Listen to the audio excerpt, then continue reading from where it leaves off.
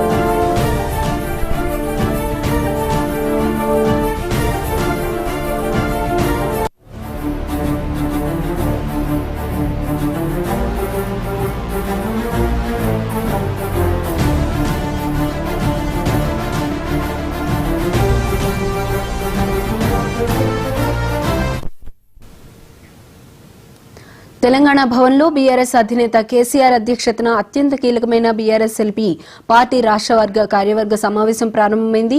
ఇక ఈ అంశానికి సంబంధించి మరింత సమాచారం మా ప్రతినిధి రామ్ నరేష్ బీఆర్ఎస్ భవన్ నుండి లైవ్ ద్వారా అందిస్తారు. రామ్ నరేష్, చెప్పండి. తెలంగాణ భవన్లో బీఆర్ఎస్ పార్టీకి సంబంధించిన బీఆర్ఎస్ ఎల్పీ సమావేశం, అదేవిధంగా రాష్ట్ర కార్యవర్గ సమావేశం అయితే ప్రారంభమైంది. ఈ సమావేశం ప్రారంభం సందర్భంగా కేసీఆర్ నందినగర్ నుంచి ఇక్కడికి తెలంగాణ భవన్కు చేరుకున్నారు. తెలంగాణ భవన్కు చేరుకున్న కేసీఆర్కు మాజీ మంత్రి తలసాని శ్రీనివాస్ యాదవ్ స్వాగతం పలికారు. అదేవిధంగా బీఆర్ఎస్ పార్టీ తెలంగాణ భవన్ ఇన్ఛార్జి రావుల చంద్రశేఖరరావు ఆయనకు స్వాగతం పలికిన పరిస్థితి ఉంది. పెద్ద ఎత్తున అంటే కేసీఆర్ తెలంగాణ భవన్కు చేరుకున్న సందర్భంలో పెద్ద ఎత్తున కార్యకర్తలంతా కూడా సీఎం అంటూ పెద్ద ఎత్తున నినాదాలు చేశారు. వాళ్ళని కంట్రోల్ చేయడానికి సెక్యూరిటీ సిబ్బంది కొద్దిగా ఇబ్బంది పడ్డ పరిస్థితి ఉంది. ఆ తర్వాత కేసీఆర్ లోపలికి వెళ్ళిన తర్వాత సమావేశం అయితే ప్రారంభమైంది. ప్రస్తుతం తెలంగాణ భవన్లో బీఆర్ఎస్ ఎల్పీ అదేవిధంగా రాష్ట్ర కార్యవర్గ విస్తృత స్థాయి సమావేశం అయితే ప్రారంభమైందని చెప్పుకోవచ్చు. ప్రారంభ ఉపన్యాసం బీఆర్ఎస్ వర్కింగ్ ప్రెసిడెంట్ కేటీఆర్ ప్రారంభ ఉపన్యాసం చేయడం జరిగింది. ఆ తర్వాత శాసన మండలి ప్రతిపక్ష నేతగా ఉన్న మధుసూదనాచారి కూడా దీనికి సంబంధించి అంటే బీఆర్ఎస్ పార్టీకి సంబంధించి తెలంగాణ రాష్ట్రం కోసం ఏ విధంగా ఉద్యమాలు చేశారు, దానికి సంబంధించిన ఆ తర్వాత పరిణామాలు ఏంటి, అన్ని అంశాలకు సంబంధించి మధుసూదనాచారి కూడా మాట్లాడడం జరిగింది. ఆ తర్వాత బీఆర్ఎస్ అధినేత కేసీఆర్ పార్టీ నేతలను ఉద్దేశించి కీలకంగా ప్రసంగించున్నారు. ఆయన సుదీర్ఘంగా ప్రసంగించే అవకాశాలున్నాయి. పలు అంశాలపై కేసీఆర్ పార్టీ నేతలకు దిశానిర్దేశం చేసే అవకాశాలున్నాయి. ప్రధానంగా తెలంగాణ రాష్ట్రానికి సాగునీటికి సంబంధించి పెద్ద ఎత్తున అన్యాయం జరుగుతుంది. ఈ అంశాన్ని ప్రజల్లోకి తీసుకువెళ్లాలని చెప్పేసి పార్టీ అధినేత భావించారు. దానికి సంబంధించే ప్రధానంగా చర్చించే అవకాశాలు అయితే ఉన్నట్టుగా లోపల దీనికి సంబంధించిన అంశంపై పార్టీ నేతలకైతే కేసీఆర్ దిశానిర్దేశం చేస్తున్న పరిస్థితి అయితే ఉందని చెప్పుకోవచ్చు. తెలంగాణ రాష్ట్రంలో అత్యంత కీలకంగా ఉన్న పాలమూరు రంగారెడ్డి ఎత్తిపోతల పథకానికి సంబంధించేసి నీళ్ల కేటాయింపుకు సంబంధించి పెద్ద ఎత్తున అన్యాయం జరిగింది. రాష్ట్ర ప్రభుత్వం దీనిపై 45 టీఎంసీలకు ఒప్పుకోవడంపై బీఆర్ఎస్ పార్టీ తీవ్ర అభ్యంతరం వ్యక్తం చేస్తుంది. ఇదే అంశాన్ని ప్రజల్లోకి పెద్ద ఎత్తున తీసుకెళ్లాలి. అదేవిధంగా కాంగ్రెస్ పార్టీ ఏదైతే నిర్ణయం తీసుకుందో ఈ నిర్ణయాన్ని మళ్ళీ ఉపసంహరించుకోవాలి. 90 టీఎంసీలు వచ్చేలాగా చూడాలి. లేకపోతే ఇటు పాలమూరు రంగారెడ్డితో పాటు ఇటు నల్గొండ జిల్లాకు కూడా పెద్ద ఎత్తున అన్యాయం జరుగుతుంది. రైతులు తీవ్రంగా ఇబ్బంది పడే అవకాశాలు ఉన్నాయి. కాబట్టి కృష్ణా జిల్లాలో తెలంగాణ వాటా కోల్పోయే అవకాశం ఉంది. ఈ అన్ని అంశాలను ప్రజల్లోకి పెద్ద ఎత్తున తీసుకెళ్లాలని చెప్పి కేసీఆర్ పార్టీ నేతలకు కీలకంగా దిశానిర్దేశం చేసే అవకాశం ఉంది. అదేవిధంగా ఇటు పోలవరం నల్లమల సాగర్ పేరుతో గోదావరి జలాలను ఏపీ తరలించిపోయే అవకాశాలు ఎక్కువగా కనపడుతున్నాయి. ఈ జలదోపిడీని అరికట్టడానికి ఇటు కేంద్ర ప్రభుత్వం అదేవిధంగా ఇటు రాష్ట్ర ప్రభుత్వం రెండు నిర్లక్ష్యంగా వ్యవహరిస్తున్నాయి. దీనికి సంబంధించి ఇటు తెలంగాణలో బీజేపీ పార్టీకి సంబంధించి 8 మంది ఎంపీలు ఉన్నప్పటికీ కూడా వాళ్ళు దీనిపై నోరు మెదపడం లేదు. అదేవిధంగా ఏపీ కేంద్ర ప్రభుత్వానికి సపోర్ట్ చేస్తుంది. ఆ సపోర్ట్తో బీజేపీ కూడా ఏపీ ప్రభుత్వానికి మద్దతు పలుకుతుంది. కాబట్టి ఈ నేపథ్యంలో జలదోపిడీ పోలవరం పేరుతో జలదోపిడీ పెద్ద ఎత్తున జరుగుతుంది. గోదావరి జలాల్లో రాష్ట్రానికి రావాల్సిన ఓటా రావట్లేదు. ఈ అంశాన్ని కూడా ప్రజల్లోకి పెద్ద ఎత్తున తీసుకెళ్లాలి. దీనికి సంబంధించి ఒక కార్యాచరణ ప్రకటించేసి దానిపై ఉద్యమం చేయాలని చెప్పేసి బీఆర్ఎస్ పార్టీ అధినేత పార్టీ నేతలందరికీ కూడా దిశానిర్దేశం చేసే అవకాశాలు అయితే ఉన్నాయి. దీనికి సంబంధించి పార్టీ నేతలతో సుదీర్ఘంగా చర్చించే అవకాశాలు ఉన్నాయి. దీనిపై లోతైన డిస్కషన్ జరిగే అవకాశాలు ఉన్నాయి. ప్రతి అంశాన్ని కూడా కేసీఆర్ పార్టీ నేతలకు చాలా కూలంకషంగా వివరించే అవకాశం ఉన్నట్టుగా అయితే సమాచారం ఉంది. దీనికి సంబంధించి ఇటు కృష్ణా జలాలు అదేవిధంగా గోదావరి జలాలకు సంబంధించి పెద్ద ఎత్తున రాష్ట్రానికి అన్యాయం జరుగుతుంది. కాబట్టి ఈ అంశాలన్నింటినీ కూడా పార్టీ నేతలందరికీ వివరించి వాటిని నియోజకవర్గాల వారిగా వాళ్ళంతా కూడా ప్రజలతో ఉండే ఆ అంశాలన్నింటినీ కూడా ప్రజల్లోకి పెద్ద ఎత్తున తీసుకువెళ్ళాలి. రాష్ట్రానికి ఇటు సాగునీరు అదేవిధంగా నదీ జలాల కేటాయింపుల్లో జరుగుతున్న అన్యాయంలో ఇటు కాంగ్రెస్ పార్టీ రాష్ట్రంలో కాంగ్రెస్ పార్టీ అదేవిధంగా ఇటు కేంద్రంలో బీజేపీ పార్టీ రెండు కూడా నిర్లక్ష్యంగా వ్యవహరిస్తున్నాయి. ఆ రాష్ట్రానికి అన్యాయం జరుగుతున్నాయి. ఈ రెండింటిని నిలదీయాలంటే ప్రజల్లోకి పెద్ద ఎత్తున ఈ అంశాన్ని తీసుకువెళ్లాలని చెప్పేసి కేసీఆర్ భావిస్తున్నారు. ఆ అంశానికి సంబంధించి పెద్ద ఎత్తున తీసుకువెళ్ళిన తర్వాత ఈ నెల చివరిలో ఒక భారీ బహిరంగ సభ మహబూబ్ నగర్ లో ఏర్పాటు చేయాలి. దానికి సంబంధించి ఒక అంశాన్ని కూడా కేసీఆర్ ప్రకటించే అవకాశం ఉంది. లేదా జనవరిలో ఈ భారీ బహిరంగ సభలు 2 చోట్ల భారీ బహిరంగ సభలు నిర్వహించాలని చెప్పేసి భావిస్తున్నట్టు తెలుస్తుంది. దీనిపై క్లారిటీ వచ్చే అవకాశం అయితే ఉంది. ప్రధానంగా చూసుకుంటే సాగునీటి రంగానికి సంబంధించిన అంశాలను ప్రధానంగా దృష్టి సారించే అవకాశం ఉంది. అదేవిధంగా పార్టీకి సంబంధించి సంస్థాగత నిర్మాణం చేయాలని చెప్పేసి పార్టీ భావిస్తుంది. గతంలోనే రజతోత్సవ సభకు ముందే దీనికి సంబంధించి నిర్ణయం తీసుకోవాలని చెప్పేసి అనుకున్నారు. కానీ రజతోత్సవ సభ తర్వాత కొన్ని అనివార్య కారణాల లోకల్ బాడీస్ ఎలక్షన్స్ జరుగుతాయని చెప్పేసి కొంత లోకల్ బాడీస్ ఎలక్షన్స్ తర్వాత సంస్థాగత నిర్మాణం చేయాలని చెప్పి భావించారు. అందులో భాగంగా ఇప్పుడు ఈ ఏదైతే బీఆర్ఎస్ ఎల్పీ అదేవిధంగా రాష్ట్ర కార్యవర్గ సమావేశంలో దీనిపై ఒక కీలక ప్రకటన కేసీఆర్ చేసే అవకాశం అయితే ఉంది. పార్టీ సభ్యత్వ నమోదు కానీ అదేవిధంగా మండల వారి గ్రామ వారి అదేవిధంగా ఇటు జిల్లాల వారీగా కమిటీల ఏర్పాటు రాష్ట్ర కమిటీ ఏర్పాటుకు సంబంధించి ఒక కీలక నిర్ణయం కూడా ప్రకటించే అవకాశాలు అయితే ఉన్నట్టుగా తెలుస్తుంది.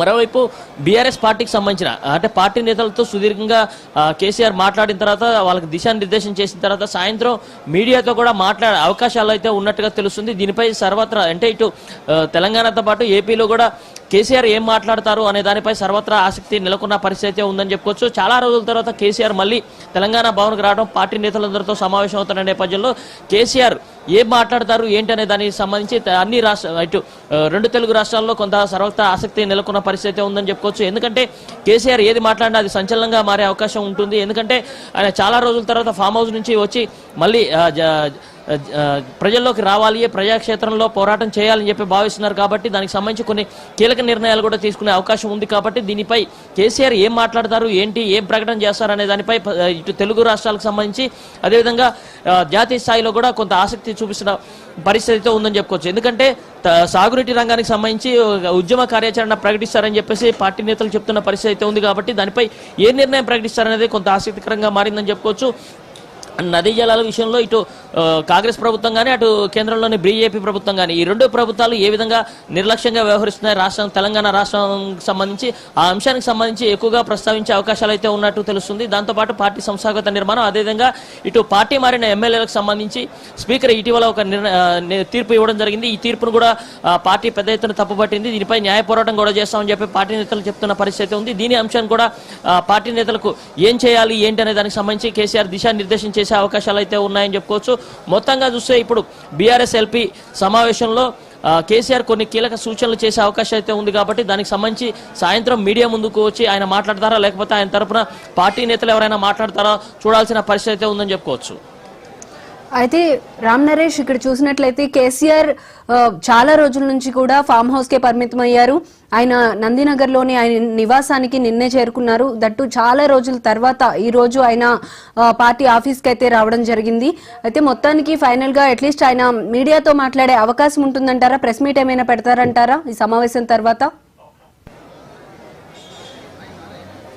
అంటే చాలా రోజుల తర్వాత తెలంగాణ భవన్కు కేసీఆర్ అయితే రావడం జరిగింది. ఎందుకంటే ఫామ్ హౌస్కి ఎక్కువగా పరిమితం అవుతున్న నేపథ్యంలో బీఆర్ఎస్ పార్టీకి సంబంధించిన అధినేత ఈరోజు తెలంగాణ భవన్కు రావడం జరిగింది. పార్టీకి సంబంధించిన రాష్ట్ర కార్యవర్గ సమావేశం, విస్తృతస్థాయి సమావేశం జరుగుతుంది. అదేవిధంగా బీఆర్ఎస్ ఎల్పీకి సంబంధించిన సమావేశం జరుగుతుంది. కాబట్టి దాంట్లో పార్టీకి సంబంధించిన నేతలందరికీ కూడా కేసీఆర్ చాలా కీలకమైన దిశానిర్దేశం చేస్తారు. ప్రధానంగా సాగునీటి రంగానికి సంబంధించి తెలంగాణ రాష్ట్రానికి ఏ విధంగా నష్టం జరుగుతుందనే అంశాన్ని ప్రధానంగా ప్రస్తావిస్తారు. కాబట్టి ఈ అన్ని అంశాలకు సంబంధించి ఇంటర్నల్గా ఇలా మీటింగ్ లోపల ఇంటర్నల్ మీటింగ్ జరుగుతుంది. కాబట్టి దానికి సంబంధించిన అంశాలకు సంబంధించి అంతా అయిపోయిన తర్వాత, మీటింగ్ అయిపోయిన తర్వాత ఇటు బీఆర్ఎస్ ఎల్పీ అదేవిధంగా రాష్ట్ర కార్యవర్గ సమావేశం పూర్తయిన తర్వాత కేసీఆర్ మీడియా ముందుకు వచ్చి మాట్లాడతారు అని చెప్పి పార్టీ నేతలు కొందరు చెప్తున్న పరిస్థితి ఉంది. అయితే కేసీఆర్ దీనిపై మీడియా ముందుకు వచ్చి మాట్లాడతారా లేదా అనేది అయితే కొంత ఉత్కంఠ కొనసాగుతున్న పరిస్థితి ఉందని చెప్పుకోవచ్చు. ప్రధానంగా చూసుకుంటే కేసీఆర్ కనుక మీడియాతో మాట్లాడితే కొన్ని సంచలన వ్యాఖ్యలు బయటకు వచ్చే అవకాశాలు ఉన్నట్టుగా తెలుస్తుంది.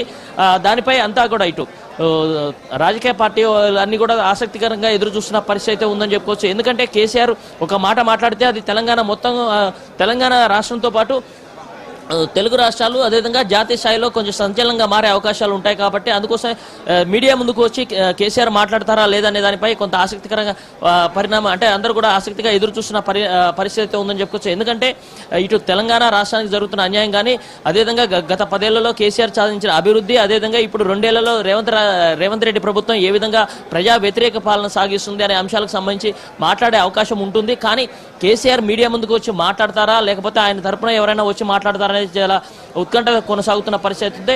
మరికొద్దిసేపట్లో ఈ అంశానికి సంబంధించి ఒక క్లారిటీ వచ్చే అవకాశం అయితే ఉందని చెప్పుకోవచ్చు. Right, thank you Ram Naresh.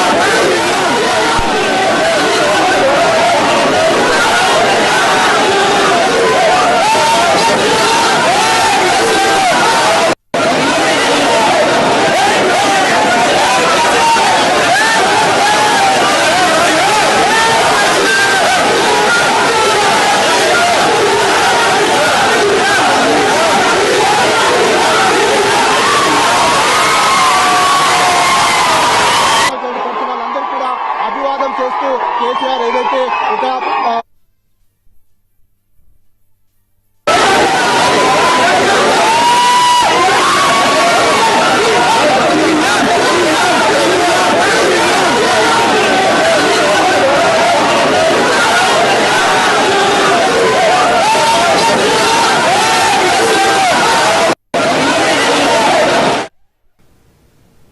మరిన్ని